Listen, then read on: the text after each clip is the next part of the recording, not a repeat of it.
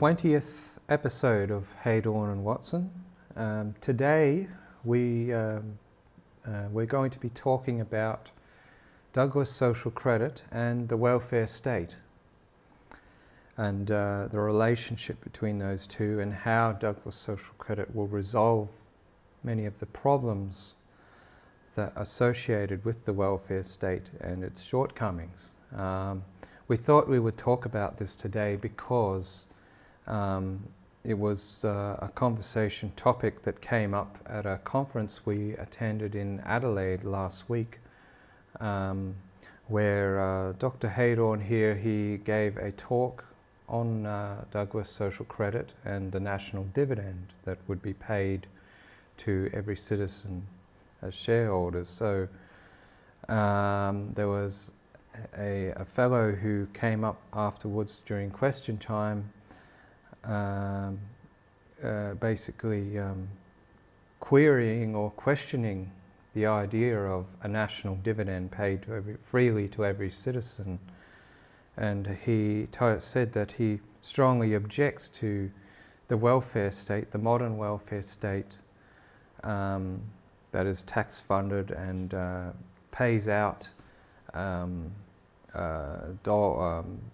dole payments to, say, the unemployed or the disabled, or people who generally who are hard up or cannot find gainful employment, because he believes that having such a welfare state where they pay out money to people for free without requiring any kind of work or employment is fostering, quote unquote, dole bludgers. So people who just receive money for nothing and just abuse it or take advantage of the system.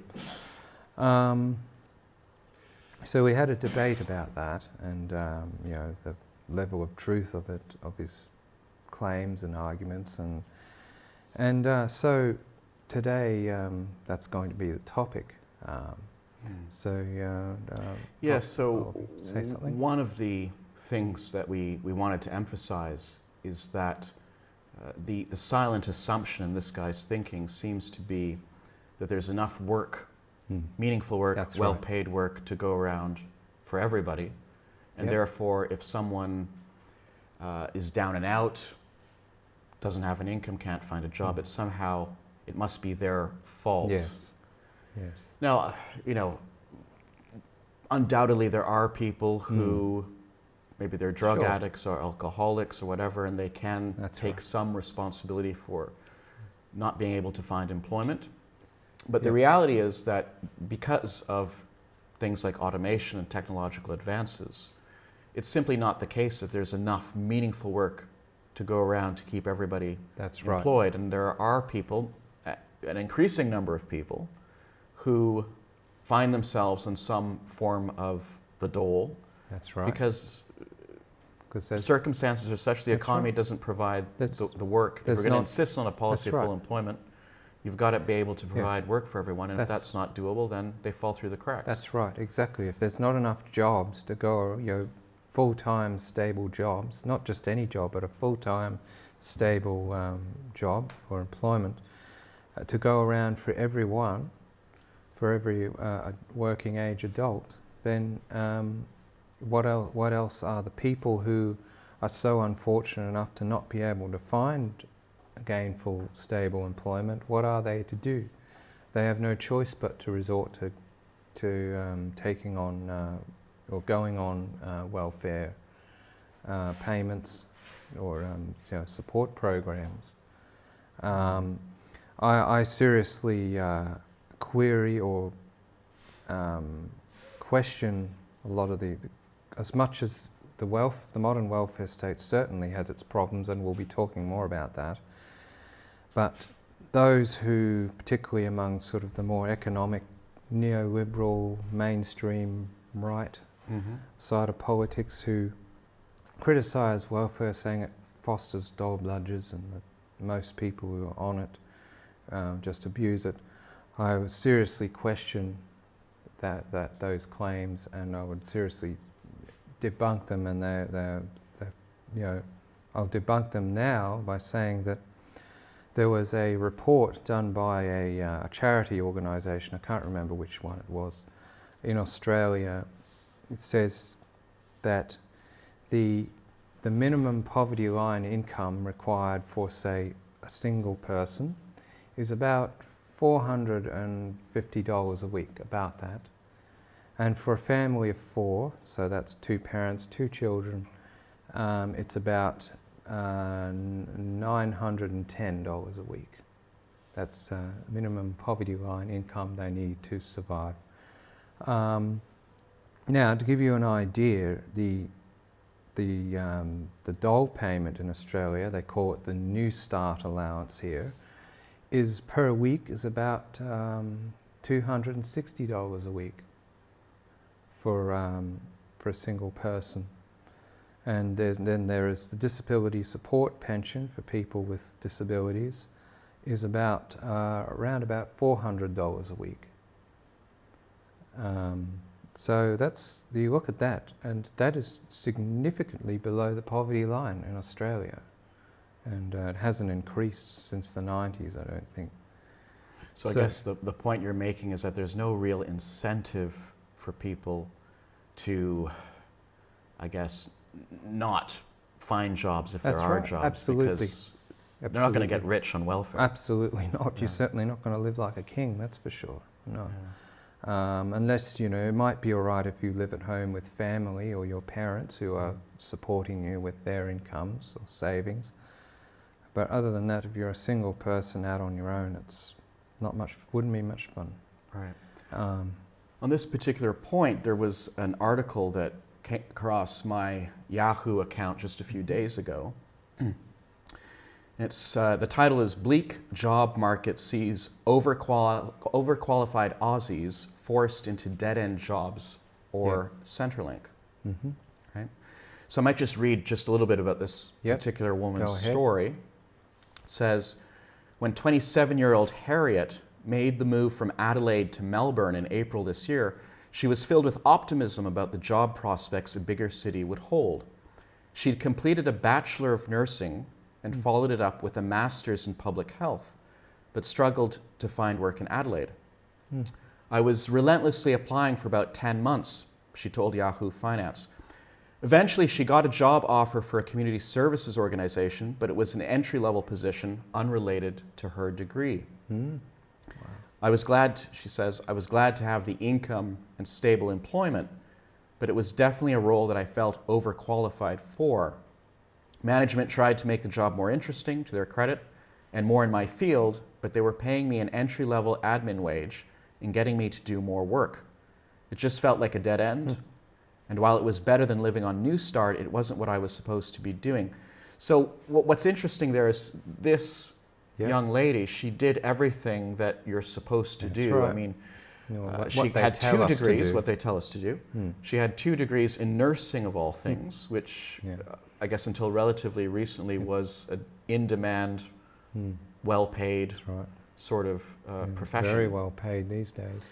Yes. So you can't accuse her of being lazy or negligent or not applying herself. She hasn't been twiddling her fingers or getting on the drink or smoking dope or what have you. She's obviously been pretty hard at work to get all those degrees, like we're pretty much told to do, and lo and behold, she's out of university and out of work and in debt. So, and pretty well was having to live on the New Start dole payments. Yes, that's right. That's right. So the next section here, it says, on New Start, Harriet receives $615 per fortnight. Okay. And she pays $350 a fortnight in rent. Wow. Right? How would she eat? How would she eat? So it's she lives in a 3-bedroom share house in Outer Preston. Takes 45 minutes to catch a train into the city. Oh, goodness. She says that after bills and everything gets taken out, she's left with about $200 for the fortnight. Wow. This is a quote again. If I don't have any unexpected costs coming up, I don't struggle to feed myself most of the time. Well, that's reassuring. Yes. A couple of months ago, I was hit with a bunch of bills, internet, gas, and car bill all at once, and I just had no money left. Mm. I had to ask friends to loan me money, which isn't the first time I've done this. Mm. I owe probably about 800 in total in small loans to friends. Yeah. I also had to borrow 1,000 from my parents to pay for registering my car in Victoria. Gosh. She says I have thousands of dollars in credit card debt. Goodness. So this fellow that we were talking to, he basically, on principle, opposed any sort of welfare payments, or I guess redistributive taxation, to help people like her out. And he was suggesting that the solution basically should be community-based, that she should, I suppose, turn to her family and her friends and have them support her.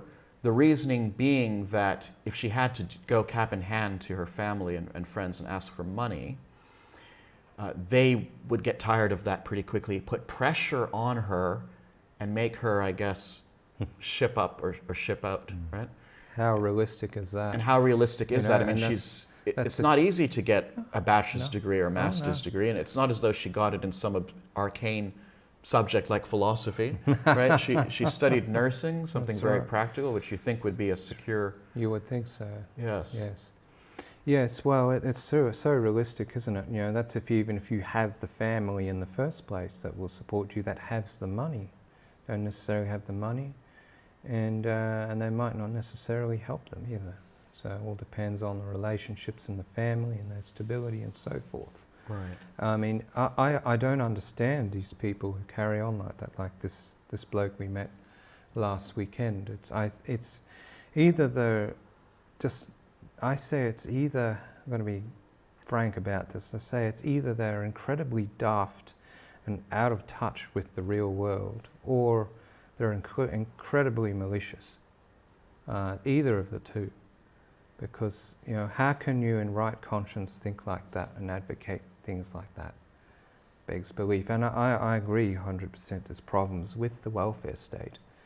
But to think that way is, for me, is just not in my conscience.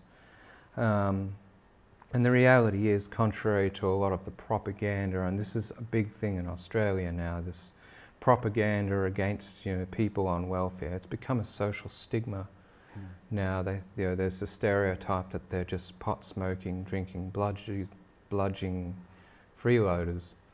I mean, as you said, that may be true for some of them, and there'll always be some people like that, unfortunately, but for the majority of people, especially today, with this precarious employment situation, lack of job security and cost of living,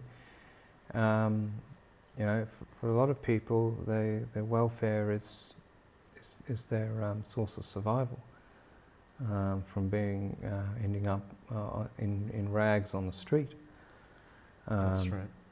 So, you know, there's a lot of propaganda in the media and in politics, mainstream politics, and among even certain more extreme people on the mainstream right. Yes, I was going to say that this is quite relevant right now because the Scott Morrison government, right? That's your Prime Minister. That's right. Yep. And he's a member of the Liberal Party. That's right, the mainstream right-wing, at least economically right-wing party. And they just recently have come up with new ideas to sort of deal with this problem that they talk about dole bludgers and people sort of abusing the system. And yes. Yeah, so as I recall, I think they're talking about forcing people on your welfare system to submit themselves to drug testing. Drug testing, that's right. Yes, and if they test positive, then their funds are going to be managed by some government office. A trust fund or something like that. And they've also been trialling what's called a cashless welfare card. So it's a card that you can only use to spend on food and bare necessities, which might be okay as long as it's the bare necessities that you're after, which most people on welfare would be after. But again, and this is where we can really explain how that social credit national dividend will solve the problem with welfare. It's that sort of thing, with the drug testing and the cards, cashless welfare cards, it very much adds what's called a social stigma to being on the dole or on the disability pension, because you're on that because somehow you're defective, you're a failure or a disgrace. So it's a source of shame. And one of the ways that, and where the Douglas Social Credit National Dividend completely differs from the welfare state is in that the national dividend is a free credit sum of money paid to all citizens, regardless of whether they're employed or unemployed. And every citizen will get it because they're all shareholders in the nation's profit, and not just because they're unemployed or they have some sort of defect or they're a failure. And that's the most beautiful thing about the idea of the national dividend, is it's issued to all, and that's one way. And what are some other... Well, and the point we want to make too is, as far as the financing is concerned, yes, the social credit national dividend, as we've said so many times before, it's not financed through redistributive taxation or an increase in public indebtedness. Rather, it requires a systemic monetary reform and would be financed through the creation of debt-free credit. Absolutely. To help balance these flows between costs and prices on the one hand and incomes that are distributed. So it has a number of benefits in that it sort of offers the possibility that this tension between, for lack of better words, the political right and the political left can actually be resolved and overcome. That's right. Because it means that all the existing welfare bureaucracies and systems, if we had a national dividend, they could actually be eliminated or at least significantly reduced. Yes. And the taxes and size of government could likewise be reduced. Yes. And that should be music to the ears of right-wing... neoliberal, libertarian types, smaller government. Smaller government. So that's right. It's be a win-win situation for everyone. So, it would eliminate this class warfare that's going on between those who work and pay taxes for the welfare that go to the welfare state, and those who are using the welfare state, who are on welfare payments.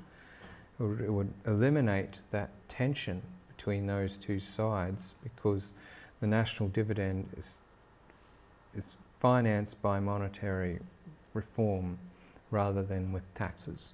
Yes. Just to re-emphasize one point that we sort of touched on already, in which social credit has something to contribute on. We know that, for example, this woman, she's not unique. Oh, no. In that with the level of technology that we've reached, we're able to produce more and more with fewer and fewer people actually laboring in production. That's right. And even now, it's arguable that a certain percentage of jobs are witless, useless, redundant, and or destructive. That's right. And we would be better off without those jobs, but we have them because we've got this axiom of full employment, and so we've got to find things for people to do. That's right. The system naturally it fails to find sufficient work for everyone. Yeah. And so you've got people who, through no fault of their own, simply can't find meaningful work. Yes. That seems like the fellow that was talking to us in Adelaide, that doesn't seem to be on his radar. He seems to be, again, operating under this assumption that if you can't find work, it's because you didn't go to school, you didn't study, you didn't apply enough. So Harriet here, she says that, when you get rejection letter after rejection letter, it's quite demoralizing. Absolutely, yes. And she says that she, anyway, is desperate for work, and there are undoubtedly many people on the New Start system who are desperate for meaningful, well-paid work. And you've got 50 to 100 people applying for one job at a time. Right. That situation's horrendous, and to hold that the bloke we converse with, to hold the viewy holes in the situation now is just boggles my mind. It's not even. It's not realistic. It's not realistic, and it's not conscionable. You know, we've got people in terrible situations now, contrary to the propaganda that everything's so wonderful in Australia and it's so easy to survive and get by and everyone can be successful. That's what the politicians and the media will tell us. It's not the case. There's a lot of people that are hard up and doing it tough, especially if the cost of living keeps going through the roof and jobs, available jobs are becoming fewer and fewer with technological automation. So why not just introduce a national dividend and give it to everyone which will guarantee financial security to everyone regardless of employment status and without stigma, so that they not only will have financial security but will also have leisure to pursue their true talents and dispositions that they most disposed to. Yes, one thing I was going to mention, I don't know if we brought it up when we were talking to this fellow or not, but you've got many commentators, by no means social creditors, who are predicting that, in 15 years, 20 years, 50% of existing American jobs are likely to be automated out of existence. Yes. So it's not only a problem now in that you've got well-qualified people who can't find suitable employment. It's something that's, as time goes on, it's going to become worse and worse and worse. That's right. And so if the financial economic system doesn't adapt to accommodate these changes, I don't know what's going to happen in terms of the political discourse, because as the body of employed people shrinks, and more they're going to be called on to at least offer a few crumbs of support to the growing body of unemployed, which is going to increase the sort of class tensions that we already have to deal with. And what are they going to say? That all these people are dole bludgers, it's like there'll be an epidemic of them. That's right. That's right. And it's all their fault, apparently. That's what the sort of the neoliberal mainstream right types will tell us, and propaganda will tell us, but I find it hard to believe they can keep it up telling us that for much longer as things get worse. Another thing that would be important to touch on, and perhaps a question that a lot of people would ask, is I mentioned earlier about how the welfare payments are very low in relation to the cost of living. How much what would be your estimate as to how much the dividend would end up being once they calculate it to the nation's production, and how much the dividend as an income? Well, it's difficult to put an exact figure on that. We do have some empirical data that was done by our colleagues here, and they were looking at the United States and how much the dividend would be per person. I think the figure was something like $7,500 per person. That's per year?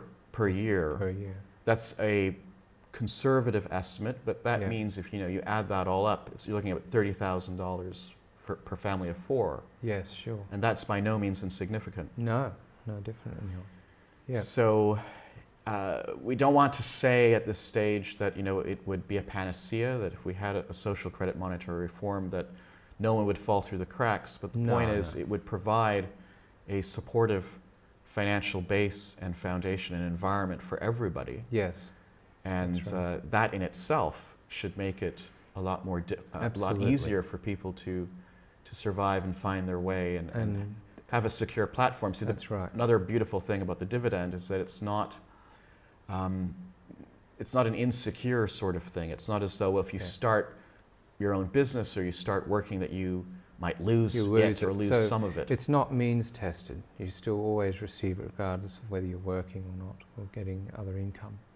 Another thing we should answer on that a lot of the perhaps critics would raise is, we give everyone a dividend, everyone will get on the drink or just do nothing. Well, we'll start to answer that, we'll start by explaining that the national dividend is, and you can elaborate on this further, the national dividend is calculated to the nation's total production, the work of the citizens. So say if everyone got a dividend and most people quit work and they stopped working and just went to the beach and sat at home and did nothing, that dividend, which is reliant on the total work of all the citizens, would then go down. It would reduce. And that's if people could have lived on it. The people living on it without work, when not working, the dividend would go down, and thus they'll lose most of their income from the dividend. So then that provides a feedback loop, and will force the people to go find work again. That's so right. yeah, if you could elaborate on Yeah, that. so contrary, say, to the universal basic income, Yep. or to the welfare provisions that exist at present, Yeah. the national dividend is not a guaranteed amount. It's indexed to That's right. productivity, like you were explaining. That's right. And we mentioned that in this discussion with this fellow. So Yep. what we're proposing is not that people be given money regardless of what the economy is actually doing. Rather, That's right. they get a profit if there is a profit, and That's that right. profit is contingent on there being sufficient labor That's right. forthcoming to catalyze production. That's right. And so if Yeah. too many people decide not to cooperate and sort of do their part insofar Yes. as the system actually requires their labor, Yes.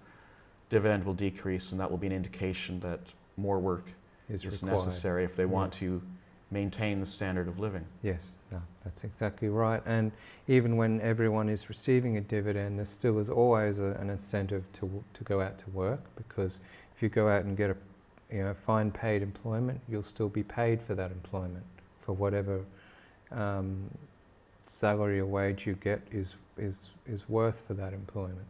So you get the salary or your wages as well as the dividend. So then you increase your wealth and your fortune that way. So, Yes, yes. Yeah. All right, so I think we've covered quite a bit there. I don't know if there's anything else that you thought we might mention on this particular topic. I think we've covered all the bases. Yes? Yeah. All right. Yeah. I think we'll bring it to a close at this point. Yeah. If you have any comments or questions, feel free to leave them in the comments section. Yes, Do please. subscribe. Yes, And please. we will join you probably, I don't know, in a few weeks with Yeah. another episode of Heydorn and Watson. Thank you for watching. Yes, thank you very much.